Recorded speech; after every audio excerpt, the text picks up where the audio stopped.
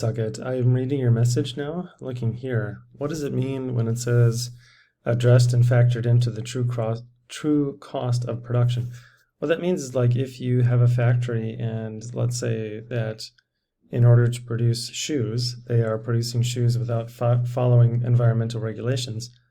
That means that the factory is producing the shoes cheaper than they otherwise would be if they were following the environmental regulations.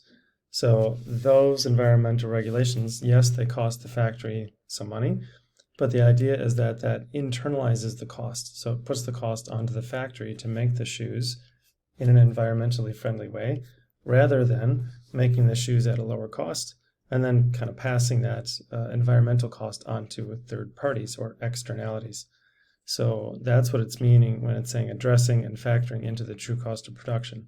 So you can do that through regulations by regulating things like in the example for the environment, or you could do it through taxing or possibly something else.